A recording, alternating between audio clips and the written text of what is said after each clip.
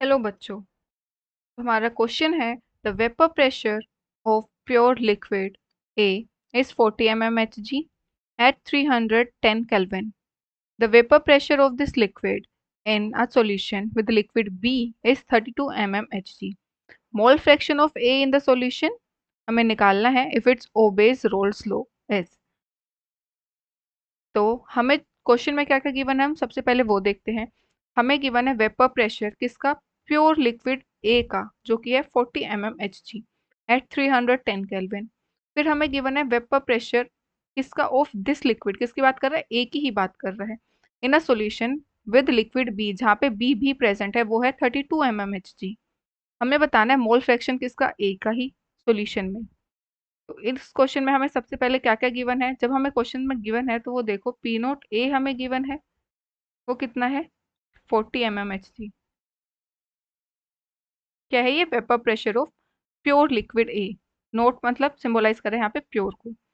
फिर हमें दूसरा जो गिवन है वो है पी नोट ए गिवन है, ये क्या है, वेपर प्रेशर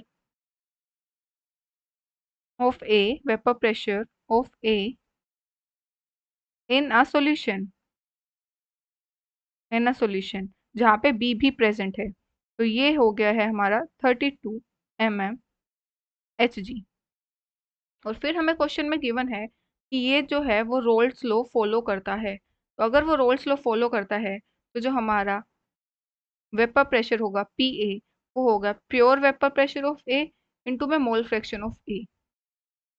सिंपल है, जो भी हमने वैल्यूज हैं वो अब हम पुट कर देंगे, क्या हो जाएगा 32 इज इक्वल्स टू में 40 इंटू में एक्स से हमें निकालना है। तो ये हो जाएगा 32, यहाँ पे मल्टीप्लाई में 40, यहाँ के क्या हो जाएगा, डिवाइड में हो जाएगा। मोल फ्रैक्शन ऑफ ए आ गया। 4 से अगर हम इसको डिवाइड करेंगे तो 8 सा, इसको 4 से डिवाइड करेंगे तो 10। तो ये क्या आ गया हमारे पास, एक्स ए, एक्स ए आ गया हमारे पास 8/10। इसको हम कैसे लिख सकते हैं, एक्स से क्या हो जाएगा हमारा 0.8। मोल फ्रैक्शन जो होता है वो यूनिटलेस क्वांटिटी होती है, तो इसका कोई यूनिट नहीं आएगी, तो हमारा आंसर हो जाएगा ये A option, that is 0.8। Thank you.